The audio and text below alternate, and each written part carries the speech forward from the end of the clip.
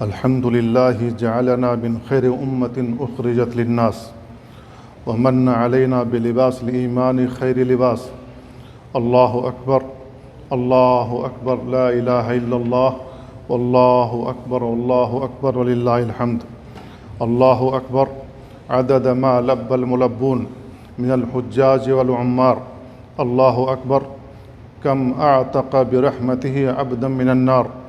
الله أكبر كم تجاوز عن الذنوب والأوزار. الله أكبر كم عفى عن عباده وهو الرحيم الغفار. نحمده سبحانه على ما هدانا ونشكره تعالى على ما أعطانا وأولانا، ونشهد أن لا إله إلا الله وحده لا شريك له يعلم سرنا وجهرنا ولا يخفى عليه شيء من أمرنا، ونشهد أن محمدًا عبده ورسوله أشفق علينا ونصحنا وعلى البيضاء تركنا صلى الله عليه وعلى آله وصحبه وسلم تسليما كثيرا. أما بعد، فأوصي نفسي وإياكم بتقوى الله عز وجل. اتقوا الله عباد الله، اتقوه حق التقوى، فبتقواه تسمو الضمائر وتقبل الشعائر وبها النجاة يوم تبلى السرائر، ثم ننجي الذين اتقوا ونذر الظالمين فيها جثيا. أيها الإخوة المؤمنون، هنيئا لكم هذا العيد وبارك الله يومكم المجيد.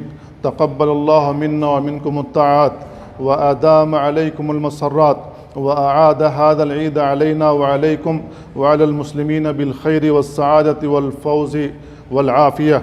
الله أكبر الله أكبر في أدبار الصلوات. الله أكبر في العشر المباركات. الله أكبر في العيد وفي عرفات.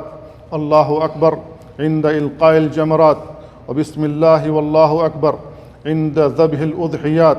الله أكبر عند محاذاة الحجر. والله أكبر عند إرادة السفر. والله أكبر أكبر من كل شيء ذاتا وقدرة وقدرا وعزة ومنعة وجلالا. قل الحمد لله الذي لم يتخذ ولدا ولم يكن له شريك في الملك ولم يكن له ولي من الذل وكبره تكبيرا. فالله أكبر كبيرا، والحمد لله كثيرا، وسبحان الله بكرة وأصيلا. يومكم هذا يوم إعلان التوحيد والبراءة من الشرك وأهله، وأذان من الله ورسوله إلى الناس يوم الحج الأكبر أن الله بريء من المشركين ورسوله. فاملأوا قلوبكم تعظيما لله، حبا وتوحيدا وإجلالا له وخوفا وتمجيدا.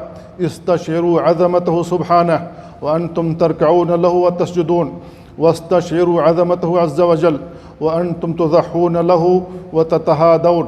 استشعروا عظمته سبحانه وعظيم تدبيره فيما يمر بكم من أحداث وما ترونه من تقلبات الناس والأمم، سبحانه وبحمده كل يوم هو في شان، لتعلموا أن الله على كل شيء قدير وأن الله قد أحاط بكل شيء علما. الله أكبر خضعت لعظمته الجباه، والله أكبر طابت بذكره الشفاه. حق الله على العباد أن يعبدوه ولا يشركوا به شيئا.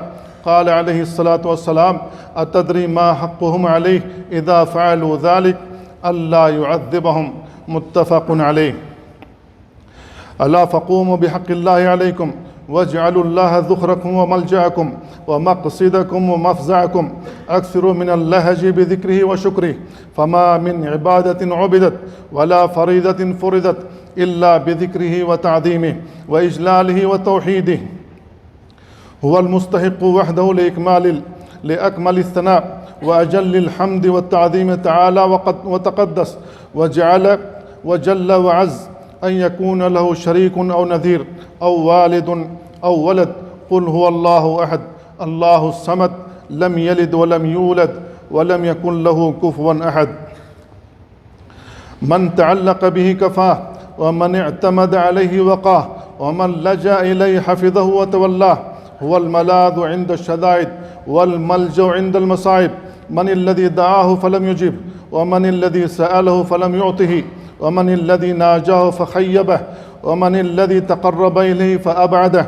هو سبحانه كاشف الضر ومجيب المضطر، ألا له الخلق والأمر، وإن يمسسك الله بضر فلا كاشف له إلا هو، وإن يمسسك بخير فهو على كل شيء قدير، وهو القاهر فوق عباده، وهو الحكيم الخبير. الله أكبر، كم أولى من الآلاء والمنن، والله أكبر، كم أبلى من البلاء الحسن. من عرف الله وعظمه أدرك أن الدنيا دار بلاء وعبور، وليست دار نعيم وحبور، وإنما توفون أجوركم يوم القيامة. وقال تعالى: يا قوم إنما هذه الحياة الدنيا متاع وإن الآخرة هي دار القرار. من عرف الله وعظمه أدرك أن الدنيا ليست دار تقاطع ولا تدابر، وليست مكان تباغض وتحاسد. من عرف حقيقة الدنيا وآمن بالآخرة ولقاء الله أدى الأمانة وأحسن الجوار وعاد المريض ووصل الرحم وأطعم الجائع وأعطى الفقير ووفى حق الأجير وحاسب نفسه قبل الحساب وأدى الحقوق ما دام في زمن المهلة واحتسب عند الله عفوه عمن ظلمه. من عرف الله استوصى بأهل بيته خيرا واحتسب عند مولاه نفقته على أهله وعياله، كما في الحديث: دينار أنفقته في سبيل الله، ودينار أنفقته في رقبة، ودينار تصدقت به على مسكين، ودينار أنفقته على عيالك، أعظمها أجرا الذي أنفقته على أهلك. الله أكبر، الله أكبر، لا إله إلا الله، والله أكبر، الله أكبر ولله الحمد. عباد الله، وإن من تعظيم الله تعظيم هذا اليوم وما يتلوه من الأيام المعدودات، ذلك ومن يعظم شعائر الله فإنها من تقوى القلوب، فاقدروها حق قدرها واعمروها بطاعة الله وذكره، وأكثروا فيها من حمده وشكره، واذكروا الله في أيام معدودات. فالله أكبر، الله أكبر كبيرا، والحمد لله كثيرا، وسبحان الله بكرة وأصيلا. وصلى الله على سيدنا محمد وعلى آله وصحبه وسلم تسليما كثيرا. وأستغفر الله لي ولكم ولسائر المسلمين من كل ذنب فاستغفروه إنه هو الغفور الرحيم. الحمد لله رب العالمين، وأشهد أن لا إله إلا الله ولي الصالحين، وأشهد أن محمدا عبده ورسوله الأمين، بلغ الرسالة وأدى الأمانة وجاهد في الله حق جهاده حتى أتاه اليقين، صلى الله عليه وعلى آله وصحبه أجمعين. أما بعد، فاتقوا الله عباد الله، فتقوى الله مفتاح الأخلاق وباب الأرزاق، ومن يتق الله يجعل له مخرجا ويرزقه من حيث لا يحتسب. الصبر عن محارم الله أيسر من الصبر على عذابه، ومن رغب في المكرمات فليجتنب المحرمات. الله أكبر، الله أكبر، لا إله إلا الله، والله أكبر، والله أكبر ولله الحمد. وإن من أجل الأعمال في هذه الأيام التقرب إلى الله بذبح الأضاحي، وهي سنة أبينا إبراهيم ونبينا محمد صلى الله عليه وسلم. ما عمل ابن آدم يوم النحر عملا أحب إلى الله من إراقة دم، والله بكرمه يخلفها على عبده رحمة منه وفضلا. ويسن لمن أراد أن يضحي أن يختار من الأضاحي أطيبها وأفضلها وأسمنها وأكرمها، فاختاروا لأنفسكم واجتنبوا المعيب منها، وأخلصوا لله أعمالكم، تقبل الله ضحاياكم. وأيام الذبح 4، تبدأ من بعد صلاة العيد إلى غروب الشمس آخر أيام التشريق، وهو اليوم 13، والذبح في يوم العيد أفضل مما بعده. ومن كان يحسن الذبح فليذبحها بنفسه ويسمي ويكبر، لما ثبت في الصحيحين أن النبي صلى الله عليه وسلم ضحى بكبشين أملحين أقرنين ذبحهما بيده وسمى وكبر. والسنة أن يأكل من أضحيته ويهدي منها ويتصدق، فبادروا إلى سنة رسولكم صلى الله عليه وسلم. من أقدره الله على هذه السنة ولم يعزم فليستعين بالله ولا يعجز، ومن كان قد عزم على الأضحية فليحمد الله وليطب بها نفسا وليشكر الله على توفيقه. وكبروا رحمكم الله على ما هداكم. لن ينال الله لحومها ولا دماؤها ولكن يناله التقوى منكم. كذلك سخرها لكم لتكبروا الله على ما هداكم وبشر المحسنين. الله أكبر، الله أكبر، لا إله إلا الله، والله أكبر، والله أكبر، ولله الحمد. عباد الله، هذا يوم التسامح، يوم التصافح، يوم التراحم، فتصافحوا وتسامحوا وتراحموا وكونوا عباد الله إخوانا. كونوا لقراباتكم وأهليكم وجيرانكم كما تحبون أن يكون الله لكم، فالجزاء من جنس العمل. ومن غدا منكم من طريق فليرجع من طريق آخر إن تيسر له ذلك، اقتداء بسنة السيد المرسلين صلى الله عليه وسلم. تقبل الله طاعاتكم وصالح أعمالكم، وتقبل صدقاتكم ودعاءكم وضحاياكم، وضاعف حسناتكم، وجعل عيدكم مباركا، وأيامكم أيام سعادة وفضل وإحسان وعافية.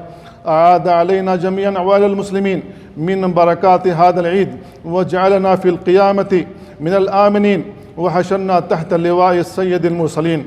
اللهم صل وسلم وبارك على عبدك ورسولك نبينا محمد وعلى آله وأزواجه وذريته. وارض اللهم عن الخلفاء الراشدين أبي بكر وعمر وعثمان وعلي، وعن سائر الصحابة أجمعين والتابعين ومن تبعهم بإحسان إلى يوم الدين، وعنا معهم بعفوك وإحسانك يا أكرم الأكرمين. اللهم أعز الإسلام والمسلمين، اللهم أعز الإسلام والمسلمين، وأذل الشرك والمشركين، واحمي حوزة الدين، وانصر عبادك المؤمنين. اللهم آمنا في أوطاننا، وأصلح أئمتنا وولاة أمورنا، وأيد بالحق والتوفيق والتسديد إمامنا وولي أمرنا خادم الحرمين الشريفين. اللهم وفقه وولي عهد لما تحب وترضى، وارزقهم البطانة الصالحة الناصحة، وأعز بهم دينك، وأعل بهم كلمتك، وكن لهم مؤيدا وظهيرا ومعينا ونصيرا، واجمع بهم كلمة المسلمين يا رب العالمين. ربنا أدم هذا بلدا آمنا، وارزق أهله من الثمرات. اللهم سدد قيادته وقوي رجال أمنه. اللهم خذ بأيديهم وشد من أزرهم، وقوي عزائمهم، وزدهم ثباتا وتوفيقا وتأييدا وتسديدا يا رب العالمين. اللهم يا حي يا قيوم اشف مرضانا ومرضى المسلمين، وارحم موتانا وموتى المسلمين يا رب العالمين. اللهم احفظ الحجاج والمعتمرين، وردهم إلى أهلهم سالمين غانمين، وتقبل منا ومنكم صالح الأعمال برحمتك يا أرحم الراحمين. ربنا آتنا في الدنيا حسنة وفي الآخرة حسنة وقنا عذاب النار. سبحان ربك رب العزة ما يصفون، وسلام على المرسلين، والحمد لله رب العالمين. وآخر دعوانا أن الحمد لله رب العالمين.